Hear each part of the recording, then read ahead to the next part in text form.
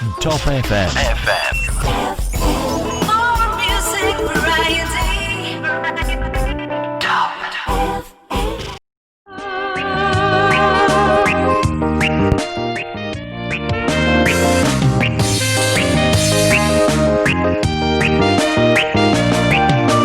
Setiap hari takkan ada henti-hentiku mendengarkan musik yang tren di saat ini. Beragam hiburan dan informasi selalu ada di sini.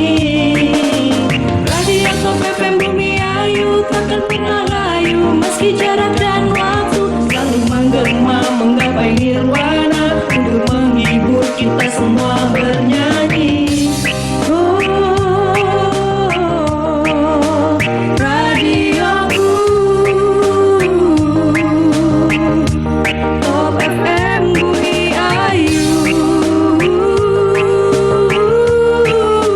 Radioku Top FM Bumi Ayu. Jam 5 pagi sampai jam 1 malam. Radio Top FM selalu melesat dengan tajam. Kau jangan sampai ketinggalan. Di sini kau akan bersenang-senang.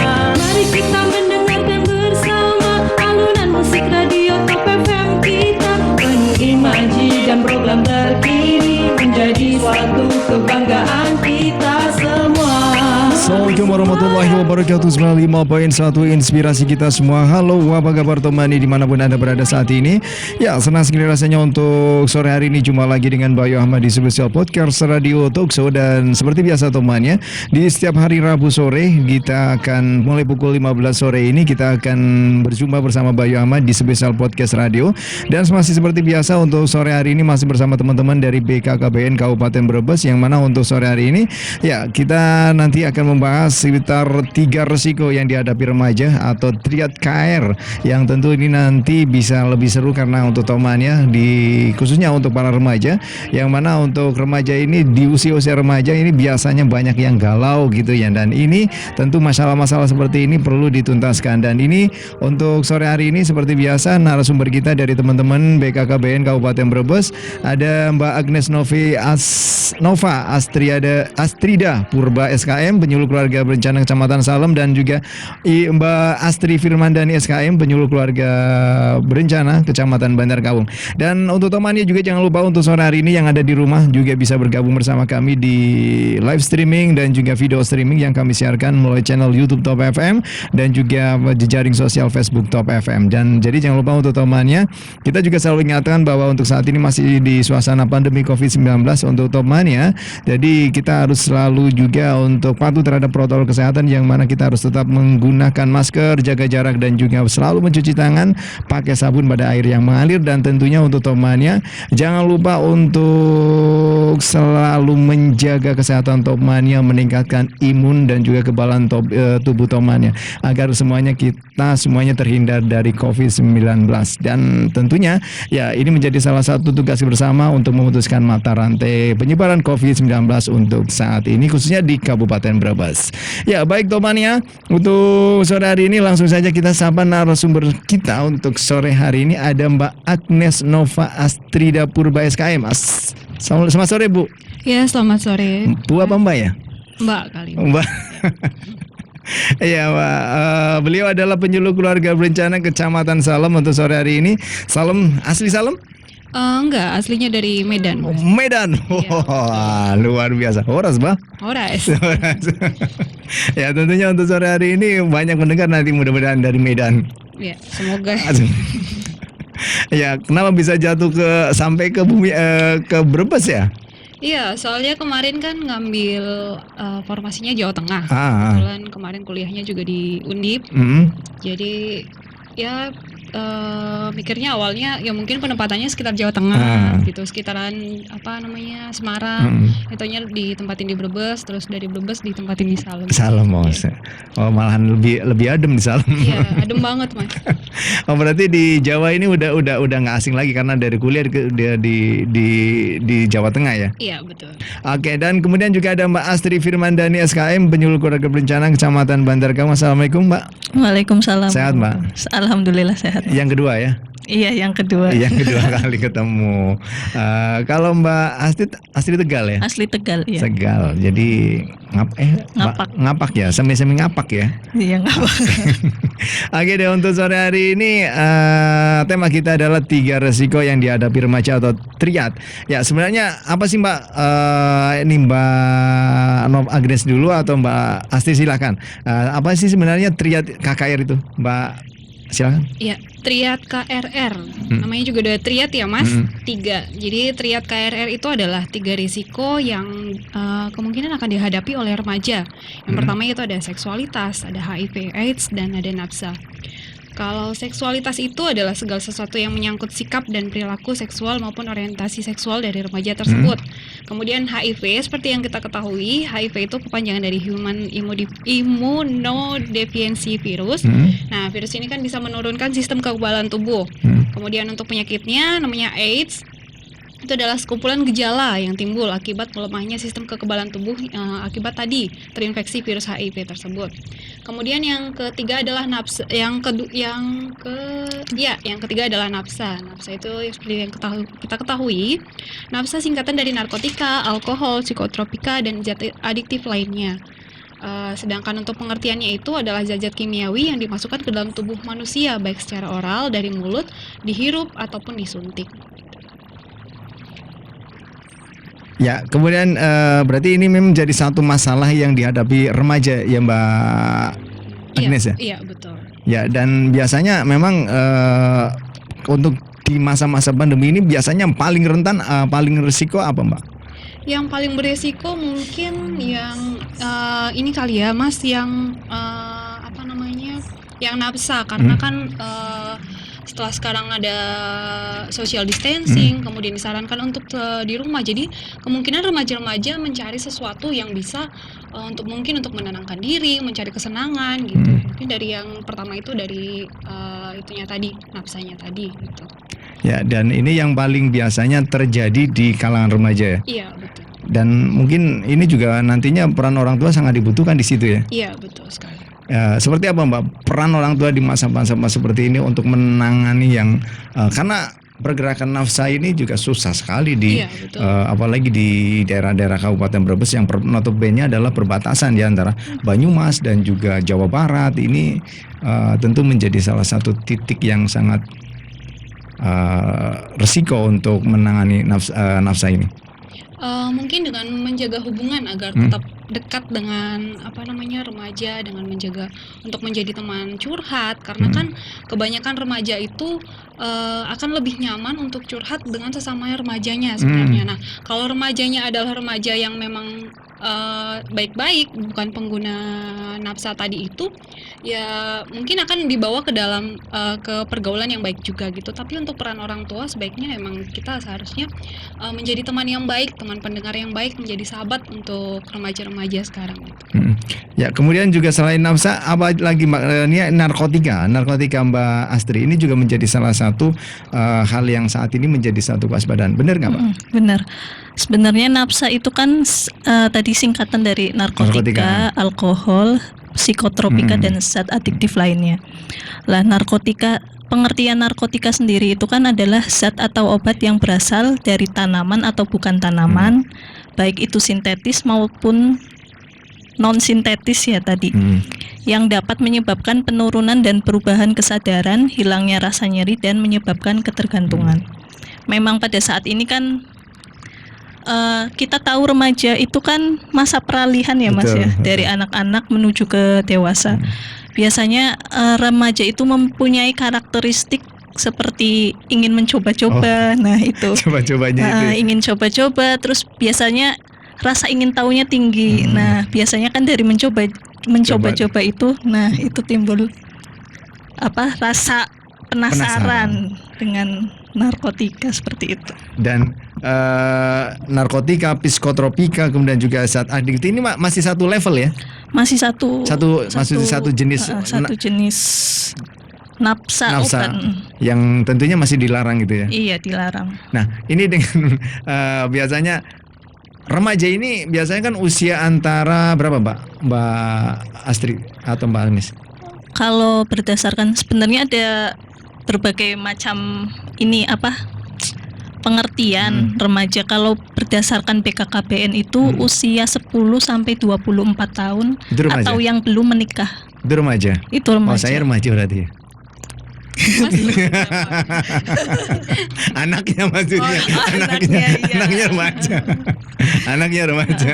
Nah, ini berarti remaja dan usia-usia ini memang paling rentan gitu ya, karena seperti disebutkan Mbak Asti tadi, masa-masa peralihan gitu ya, dan ingin tahuannya tinggi. Nah, ini untuk mencegah keinginan tahuan seperti ini sebenarnya harus seperti apa ya? Mungkin Mbak Astri, Mbak Agnes. Oh iya, untuk ini sebenarnya dengan adanya rasa ingin tahu, sebaiknya memang sebagai orang tua, sebagai teman yang baik, kita bukan malah menyembunyikan hal itu gitu. Bukan, oh jangan sentuh ini, jangan sentuh ini seksualitas, ini HIV, jangan kayak gini gitu. Karena semakin dilarang mungkin mereka akan semakin penasaran gitu. Jadi memang akan lebih baik untuk adanya edukasi, bagaimana kita tetap memperkenalkan bagaimana seksualitas itu, bagaimana nafsa, kemudian bagaimana AIDS itu akibatnya apa, kemudian yang termasuk dalam itu apa saja gitu. Jadi remajanya bisa menimbang-nimbang sendiri gitu. Oh ternyata dampaknya seperti ini ya gitu. Jadi nggak yang mencoba-coba lagi gitu. Ya, artinya kita menutup diri terhadap nafsa itu gitu ya. Sebagai orang tua jangan seperti itu gitu ya. Nah, jangan menutup diri bahwa kamu jangan ke nafsa gitu lah, ibaratnya seperti itu. Tapi kita jelaskan nafsa ini seperti segini gitu ya. Ini lebih transparan dan anak biasanya lebih mengerti gitu, Mbak. Iya, dengan memberikan edukasi. Oke, dan kemudian juga ini saat adiktif juga sama ya, untuk cara biar anak-anak ini atau remaja ini tidak penasaran terhadap zat-zat adiktif seperti ini, narkoba dan juga psikotropika yang dapat menimbulkan kecanduan, juga ini untuk trik biar mereka tidak kecanduan juga sama gitu. Iya, kurang lebih kalau ini sama. Karena dengan menunjukkan ini yang termasuk zat adiktif itu yang seperti ini. Kemudian ini loh orang-orang yang sudah kecanduan itu akan seperti ini. Lebih menunjukkan, mengedukasi bagaimana dampaknya, mungkin seperti itu. Oke ya. Baik, temannya masih di 95.1 Inspirasi Kita Semuanya dan masih bersama Mbak Agnes Nova Astrida Purba. Beliau adalah penyuluh keluarga berencana Kecamatan Salem, dan juga Mbak Astri Firman dan SKM penyuluh keluarga Kecamatan Bandar Kawung. Ya, sebelum kita lanjutkan untuk bincang-bincang kita untuk sore hari ini, kita break sejenak untuk beberapa pariwara yang mau lewat terlebih dahulu.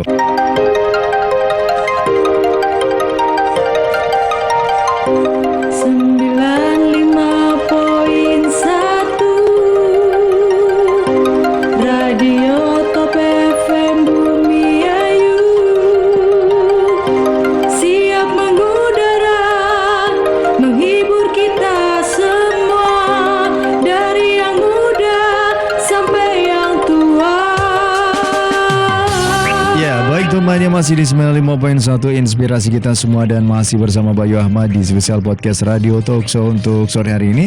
Ya, masih bersama teman-teman BKKBN Kabupaten Brebes, yang mana untuk sore hari ini tema kita adalah 3 risiko yang dihadapi remaja. Karena memang untuk saat ini seperti disampaikan oleh Mbak Agnes dan juga Mbak Astri bahwa remaja ini ya di masa peralihan antara usia 10 hingga 24 tahun atau sebelum menikah ini tentu menjadi satu usia yang penuh dengan keingintahuan yang tinggi, dan ini tentu dengan rasa keinginan tahuan yang tinggi, penasaran yang tinggi ini juga untuk temannya, ini untuk adik-adik remaja biasanya akan mencoba-coba, dan ini yang paling berbahaya ketika temannya mencoba-coba suatu hal yang negatif. Kalau mencoba-cobanya hal yang positif mungkin akan baik, tapi ketika salah pergaulan ini yang tentu akan menjadi satu hal yang berisiko ke depannya. Dan temannya untuk sore hari ini ya, narasumber kita masih ada Mbak Agnes Nova Astrida Purba. Beliau adalah penyuluh keluarga berencana Kecamatan Salem, dan juga Mbak Astri Firman dan SKM penyuluh keluarga berencana Kecamatan Bandar Kawung. Ya, Mbak Astri, BKKBN sendiri untuk untuk saat ini memiliki program KKR seperti apa, Mbak, yang sedang dilakukan untuk menangani 3 risiko yang dihadapi remaja ini? Iya, program KRR itu kan sebenarnya KRR itu singkatan dari Kesehatan Reproduksi Remaja. Nah, program KRR-nya itu sendiri ada di namanya PIKR, Pusat Informasi dan Konseling Remaja. Nah, jadi kegiatannya itu kalau misal PIKR itu suatu kegiatan wadah untuk remaja, dari remaja, oleh remaja untuk remaja. Di situ ada memberikan informasi tentang kesehatan reproduksi, kemudian perencanaan berkeluarga dan lain sebagainya. Berarti saat ini sedang dicoba dilakukan oleh BKKBN. Iya, sebetulnya itu kan jadi PIKR itu masuk tribun ya. Itu emang udah program dari BKKBN. Selain ada Bina Keluarga Balita, ada Bina Keluarga Remaja, Bina Keluarga Lansia, dan ini ada PIKR sendiri. Kalau Bina Keluarga Remaja itu kita menyampaikan informasinya untuk keluarga yang mempunyai remaja. Sedangkan untuk PIKR itu wadah untuk remajanya itu sendiri, seperti itu. Berarti antara PIKR dan Bina Remaja ini berbeda ya? Iya, berbeda. Kalau Bina untuk orang tuanya? Kalau Bina untuk keluarga yang punya anak remaja kayak saya gitu ya? Bukan sayanya tapi ya? Bukan. Kalau remajanya masuk ke dalam PIKR. Oh, jadi saya nggak bisa masuk PIKR tapi saya masuknya Bina. Iya, Bina Keluarga Remaja. Oh, Bina Keluarga. Nah, ini dari tujuan dibentuknya ini untuk apa aja Mbak? Baik dari PIKR dan juga Bina Remaja. Kalau Bina Keluarga Remaja kita sasarannya ke keluarga kan. Nah, itu tujuannya biar kita mengedukasi keluarga yang mempunyai remaja, baik itu dari ibunya atau ayahnya atau dari bude atau pade itu yang punya remaja, mengedukasi biar tahu cara berkomunikasi dengan remaja yang benar itu seperti apa. Karena kita kan tahu biasanya remaja lebih suka curhatnya ke teman yang sebaya. Nah, itu. Jadi kita kasih edukasi juga ke keluarga cara menangani remaja seperti itu. Kalau sedangkan PIK remajanya sendiri tadi tujuannya kan untuk mengedukasi ke remajanya. Seperti tadi ada 3 resiko yang dialami oleh remaja, kita lebih fokus ke situ, ada seksualitas, HIV dan nafsa. Oke. Ya, Mbak Agnes, ini tadi disampaikan Mbak Astri bahwa kita harus bisa berkomunikasi dengan anak-anak khususnya usia remaja. Ini sebenarnya untuk komunikasi yang baik seperti apa Mbak? Biar anak-anak kita juga kadang-kadang ngeyel gitu ya karena anak-anak usia remaja ini. Karena Mbak Astri sini masih remaja ya? Iya, remaja. Enggak sih, enggak usah. 24 tahun. 24 tahun. Ya, gimana Mbak? Mungkin yang untuk tips untuk orang tuanya ya, berarti ya untuk orang tuanya berarti yang pertama orang tuanya juga harus memiliki pengetahuan yang luas tentang itu tadi, tentang triad KRR itu tadi, kemudian tentang remaja, bagaimana keinginan-keinginan remaja itu di masa-masa yang di usia-usia segitu, apa-apa saja yang pengen diketahui oleh remaja, kemudian sifat-sifatnya bagaimana itu emang harus diketahui oleh orang tuanya, itu harus mempunyai pengetahuan tentang remajanya juga. Kemudian yang kedua, orang tuanya harus mengenal dan memahami remajanya itu sendiri, tentang anaknya itu sendiri, bagaimana karakternya, apakah dia suka marah atau gimana, harus mengenal karakternya dan menjadi teman yang baik. Nah, kemudian orang tua juga harus peka terhadap hal-hal yang muncul di lingkungan keluarga. Nah, kemudian orang tua juga harus mempunyai prinsip yang jelas, maksudnya untuk mengarahkan anak untuk mempunyai prinsip yang jelas untuk menjauhi hal-hal tersebut, kan berarti orang tuanya juga harus memiliki prinsip yang sama, seperti itu. Jangan anaknya suruh dijauhi tapi orang tuanya mendekati. Iya, betul. Ya, ini berbanding berbalik nantinya ya. Iya, orang tuanya juga kan harus menjadi contoh. Gitu. Betul, ya. Ya, kemudian Mbak Agnes, ini untuk program KKR tersebut juga dimasukkan dalam program PIKR. Ini maksudnya apa ini Mbak Agnes? Jadi kan untuk bentuk-bentuk kegiatan di dalam PIKR itu adalah sebuah organisasi yang dibentuk untuk anggotanya, untuk semua itu dari struktur organisasinya adalah remaja-remajanya gitu. Nah, untuk memasukkan itu tadi kan ada kegiatannya adalah penyuluhan, ada kegiatan konsultasi, ada kegiatan konseling. Jadi yang dibahas di situ adalah umumnya adalah yang triad KRR itu tadi, untuk membahas nafsa, untuk membahas seksualitas itu tadi, supaya remaja nggak tabu lagi. Jadi tetap mendapat edukasi tentang triad KRR itu tadi melalui wadah organisasi itu tadi. Ya, kemudian Mbak Astri, sebenarnya untuk edukasi dalam teman-teman dari penyuluh ini lebih mudah ke bina keluarga atau PIKR-nya, Mbak? Lebih ke langsung ke PIK remajanya sendiri. Kenapa, Mbak? Karena kan remaja juga biasanya kan lebih mudah Kasih pengertian. dikasih pengertian, diajak seperti itu ya. Terus kemudian lebih tepat sasaran juga kalau langsung ke remajanya sendiri. Masalah yang ini umumnya yang khusus untuk triad KRR ini. Seperti biasanya kan remaja juga lebih aktif seperti itu. Di dalam kegiatan PIKR juga nggak hanya cuma penyuluhan masalah, maksudnya cuma seputar penyuluhan seperti itu. Bisa juga dengan kegiatan-kegiatan positif lainnya diisi seperti itu. Oke, kemudian Mbak Agnes, nih untuk apa sih Pusat Informasi dan Konseling Remaja? Ini apa, Mbak? Itu kan tadi seperti yang telah disebutkan sebelumnya, kalau Pusat Informasi dan Konseling Remaja itu adalah suatu wadah organisasi dari remaja untuk remaja dan oleh remaja gitu. Jadi diharapkan di dalamnya itu untuk semua struktur organisasinya adalah dari remaja gitu. Jadi di dalamnya itu ada remaja yang ditunjuk sebagai konselor sebaya. Nah, itu kan untuk memberikan konseling tentang KRR itu tadi untuk remaja-remaja yang telah mengikuti itu tadi, yang mau konseling gitu. Jadi diharapkan dari PIKR itu sendiri diberikan informasi, diberikan edukasi untuk bisa mengedukasi remaja lainnya gitu. Karena untuk remaja-remaja kan lebih nyaman untuk curhat, untuk cerita gitu kan ke sesama remaja daripada ke orang tua gitu. Jadi diharapkan dengan adanya PIKR ini, dengan adanya konselor sebaya, dengan adanya pendidik sebaya ini, jadi ada seorang remaja, beberapa remaja, wadah yang menyediakan remaja yang mau menjadi contoh, menjadi teman konseling, menjadi teman curhat untuk remaja-remaja lainnya gitu. Ya, dan ini sasarannya sendiri apa, Mbak? Sasaran dari pembentukan ini?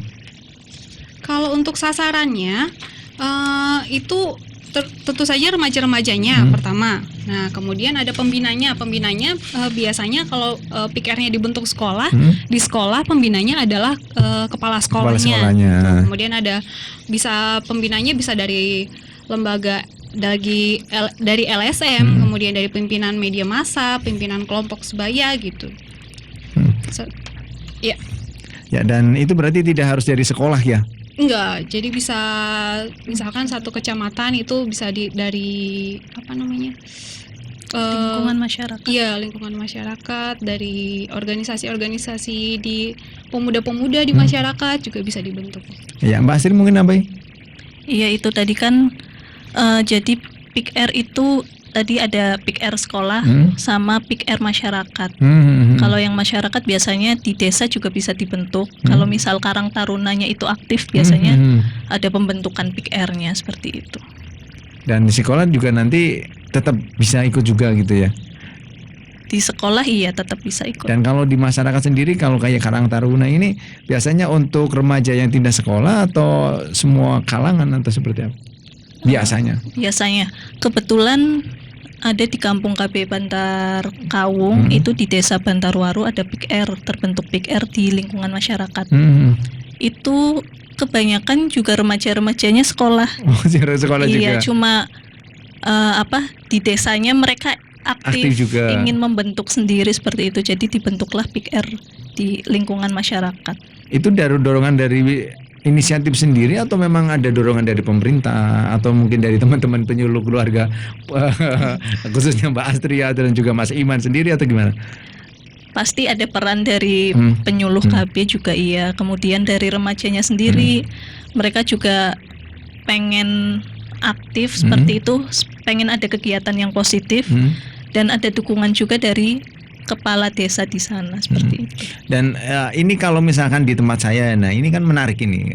Artinya dengan adanya PIK-R di masyarakat ini tentu menjadi satu nantinya edukasi dan ini remaja-remaja ini nantinya kan bisa saling beredukasi di sini. Nah ini untuk membuat PIK-R di masyarakat, misalkan di desa saya ini seperti apa untuk prosedur dari pembentukannya? Mbak Agnes mungkin bisa jelaskan. Ya, kalau untuk di desa biasanya untuk tingkat desa tentu saja pertama koordinasi dulu dengan kepala desa, minta izin dulu untuk kepala desanya, kemudian didata remaja di situ ada berapa yang sekiranya akan aktif untuk mengikuti kegiatan karena kan untuk kegiatan PIK-R ini akan berkelangsungan, berkelanjutan untuk dalam jangka waktu yang lama gitu. Jadi untuk yang mengetahui dan mengenal karakter di remaja-remaja di desa tersebut kan adalah kepala desa dan perangkat-perangkatnya gitu. Jadi bekerja sama dengan mereka, dengan bidan desa juga karena kan ada posyandu untuk remaja juga. Nah, dari situ bisa dilihat remaja-remaja yang sekiranya bisa speak up, bisa aktif untuk mengikuti kegiatan kedepannya ini siapa aja. Kemudian di list, nanti dikumpulkan dan dimintain pertama disosialisasikan dulu tentang PIK-R ini seperti apa dan kegiatannya nanti akan seperti apa, dampaknya akan seperti apa, tugas-tugasnya akan seperti apa gitu. Dan kemudian setelah disosialisasikan tentang PIK-R ini akan dimintain komitmen untuk mengadakan mau pertemuan kapan gitu, apakah mau sekali sebulan, sekali 2 bulan gitu. Itu harus ada izin dari teman-teman BKKBN nggak? BKKBN pusat maksudnya? Enggak, kabupaten gitu. Balai penyuluh KB-nya? Iya tetap. Harus saling berkoordinasi gitu. Iya, jadi nanti untuk pembentukan itu ada formulir namanya Kanol PIK-R. Jadi di situ tetap didaftarkan nama-namanya siapa aja, ketuanya siapa aja. Nanti didaftarkan ke BKKBN gitu. Ya, khususnya di Kecamatan Bandar Kaung dan Kecamatan Salem sendiri untuk organisasi untuk PIK-R sendiri sudah hampir di setiap desa atau mungkin hanya desa-desa tertentu saja yang memiliki PIK-R? Ya, kalau untuk di Salem, untuk ke tingkat kecamatan sudah ada. Untuk tingkat kecamatan itu sudah ada satu kelompok. Kemudian ada tiap desa juga ada, terutama untuk kampung KB, desa yang kampung KB, karena kampung KB itu diharapkan menjadi desa percontohan nantinya gitu. Jadi diharapkan untuk setiap kelompok-kelompok program dari BKKBN sudah ada, termasuk yang BKL, BKR, BKB dan PIK-R juga diharapkan memang sudah ada dalam kampung KB itu. Gitu. Jadi untuk di Salem sendiri selain kecamatan juga sudah ada di desa. Iya, di desa yang kampung KB. Cuman berarti belum menyeluruh ya artinya ya, hanya yang memiliki kampung KB saja ya yang memiliki PIK-R itu ya. Yang menyeluruh mungkin yang tingkat kecamatan. Kecamatan ya. Kalau Bantar Kaung, Bu Astri? Kalau Bantar Kaung ya hampir sama tadi, di tingkat kecamatan ada, di desa juga ada, cuma ya belum semua, baru beberapa. Kalau yang kampung KB memang tadi wajib ada Tribina yang tadi PKB, PKR, PKL sama PIK-R. Kemudian sama di sekolah-sekolahan juga sudah ada beberapa. Cuma ya itu kadang untuk menjadwalkan kegiatan memang ada yang beberapa aktif, ada yang kurang aktif seperti itu. Kendalanya apa sih Mbak PIK-R ini? Biasanya kok nggak semuanya memiliki gitu. Kayaknya di kampung saya juga nggak ada nih kayaknya. Kayaknya nggak ada nih kayaknya. Kendalanya pada males remajanya teman. Iya kadang ada yang ini konsultasi dari remajanya sendiri kok yang aktif ini doang gitu. Gimana cara mengajak teman-teman yang lain? Nah itu mungkin salah satu kendalanya itu mengajak remaja-remaja yang lain biar ikut gabung aktif seperti itu. Oke, kemudian memang untuk remaja ini biasanya lebih asik main-main sendiri sih gitu ya. Iya. Ya, kemudian untuk ruang lingkup sendiri ini seperti apa Mbak? Ruang lingkup.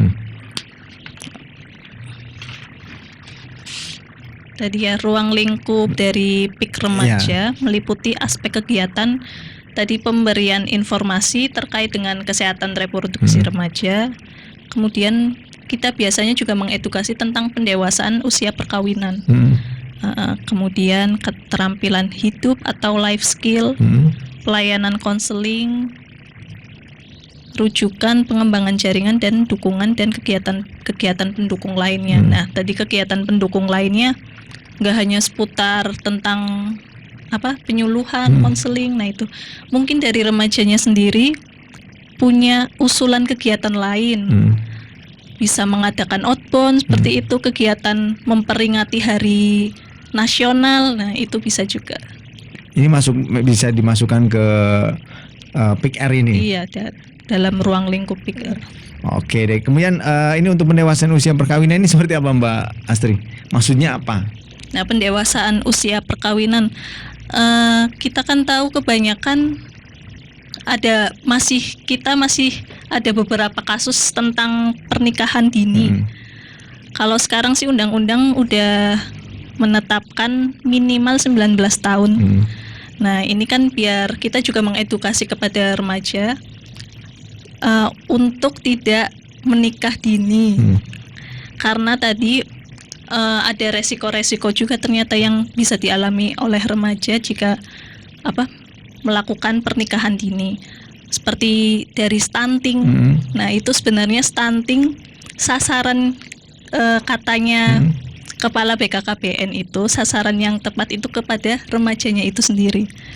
Karena kalau remaja menikah dini, nah itu kan misal usianya baru 17 tahun, kemudian hamil. Nah, biasanya edukasinya remaja kan masih belum cukup. Nah, itu kan seperti biasanya gizinya kurang, kemudian remaja biasanya mengalami anemi. Nah, itu menjadi salah satu faktor resiko terjadinya stunting. Nah, itu tadi mulai dari resiko yang stunting. Kemudian pendewasaan usia perkawinan. Nah, itu tujuannya juga untuk salah satunya program BKKBN sendiri. Nah, itu ya untuk mengurangi jumlah kelahiran. Nah, seperti itu. Apalagi masa pandemi ya. Iya. Ini masa pandemi seperti ini Kecamatan Bandar Kawung ada peningkatan? Kalau sepertinya sih ada cuma gitu banyak. Banyak lockdown ini hasilnya pada positif gitu kan. Kalau Kecamatan Bandar Kawung sendiri seperti apa Mbak kondisinya dengan adanya lockdown? Salam Mbak Agnes. Iya, sama aja mungkin ya Mas, sama daerah lain. Negatif corona, positif hamil. Ini menjadi kendala berarti untuk teman-teman penyuluh ya. Dan ini kemudian tadi Mbak Agnes ada pemberian informasi PKBR. Ini apa maksudnya? Ini pemberian informasi tentang yaitu tadi tentang kesehatan reproduksi gitu. Jadi tetap diberitahu tentang kan untuk kesehatan reproduksi itu sendiri menjadi hal yang tabu ya Mas sebenarnya untuk dibahas gitu. Jadi tetap memberikan edukasi itu tadi tentang kesehatan reproduksi berkaitan juga dengan tadi yang HIV/AIDS itu tadi, kemudian ada mengenalkan penyakit menular seksual dan lain-lain gitu. Ya, kemudian untuk keterampilan hidup sendiri atau life skill ini mungkin banyak dilakukan dari teman-teman penyuluh. Apa Mbak yang biasanya dilakukan, Mbak Astrid? Kalau keterampilan hidup ya life skill tadi bisa dari kegiatan-kegiatan di luar penyuluhan seperti tadi outbound. Nah, itu keterampilan hidup. Kemudian kegiatan. Kalau yang keterampilan hidup, ya Mbak Agnes nambahin. Ya, mungkin untuk mengenali potensi-potensi diri. Kan misalkan ada yang ingin menggali potensi public speakingnya gitu. Jadi diarahkan untuk menjadi misalkan narasumber di dalam acara apa gitu. Jadi untuk melatih skill-skill yang sudah dimiliki gitu. Ya, jadi artinya remaja ini memang betul-betul diedukasi untuk berbagai macam kegiatan yang tentunya untuk keterampilan dirinya tetap perlu diasah gitu ya. Iya, betul. Oke, kemudian baik Mbak Agnes dan juga Mbak Astri untuk sore hari ini masih tetap di 95.1 sebelum kita break point untuk kesempatan sore hari ini untuk tidak menutup kita, tapi kita break sebentar, ada yang mau lewat terlebih dahulu. Anda masih di 95.1 Top FM. Inspirasi kita semua. Satu Nusa, satu bangsa, satu Indonesia. This is the way.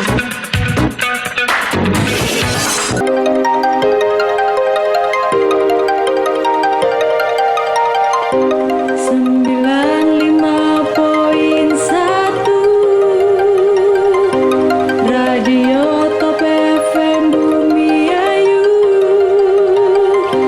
siap mengudara, menghibur kita semua, dari yang muda sampai yang tua. Baik teman, yang masih di 95.1 Inspirasi kita semua dan masih bersama Bayu Ahmad di sebesar program podcast Radio Talkshow. Dan untuk sore hari ini masih di tema kita yaitu sebesar triad atau 3 resiko yang dihadapi remaja. Bersama narasumber kita ada Mbak Agnes Nova Astrida Purba SKM Penyuluh Keluarga Berencana Kecamatan Salem, dan juga Mbak Astri Firmandani SKM Penyuluh Keluarga Berencana Kecamatan Bantar Kawung. Ya baik teman, ya di penghujung acara untuk sore hari ini Mbak Agnes dan juga Mbak Astrid. Ya, untuk hasil dari beberapa kesimpulan yang dapat ditarik dari 3 resiko yang dihadapi remaja ini seperti apa, Mbak? Untuk kesimpulannya tadi dari triad KRN, 3 resiko yang dihadapi oleh remaja. Jadi untuk mencegahnya itu butuh komitmen bersama dari keluarga itu sendiri tadi ya. Untuk menciptakan kondisi tersebut tentu bukan hal yang mudah apabila anggota keluarga yang ada di dalamnya tidak mempunyai komitmen bersama untuk mewujudkannya. Sehingga perlu komitmen, cara pandang, pola pikir yang sama dan seimbang dalam menentukan teknik, strategi dan langkah yang tepat dalam mengelola satu organisasi kecil yaitu keluarga. Dan prasyarat utamanya adalah dengan memiliki pengetahuan dan pemahaman yang sama tentang dampak buruk dari triad KRR tadi dalam kehidupan manusia. Nah, untuk mewujudkan komitmen tersebut tentu ada peran dari keluarga sendiri. Nah, ini ada tips yang mungkin dapat dilakukan oleh keluarga atau orang tua ya dalam mencegah triad KRR pada remaja. Yang pertama, orang tua harus membuat komitmen terhadap diri sendiri untuk menjadi panutan dan peneladan bagi anak-anak dan keluarganya. Orang tua juga harus memiliki pengetahuan yang luas tentang tadi triad KRR. Kemudian, orang tua harus mempunyai kekuatan agar dapat menjadi pengayom untuk melindungi keluarganya. Kemudian, orang tua harus berpikir rasional dengan kondisi yang pasti dihadapi oleh anggota keluarga. Ya, Mbak Agnes mungkin menambahi?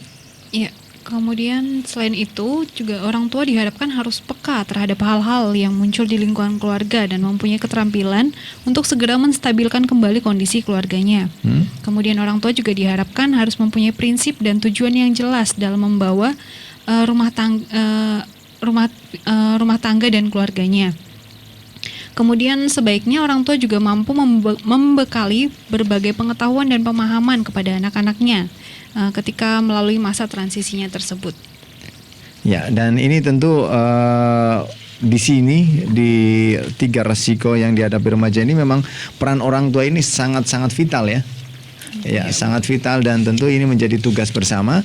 Baik, terima kasih Mbak Agnes dan juga Mbak Astri. Namanya Agnes Astri, masih satu abjad rumpun. satu rumpun. Terima kasih, mudah-mudahan bincang-bincang kita untuk sore hari ini ada manfaat yang bisa diambil oleh teman-temannya semuanya.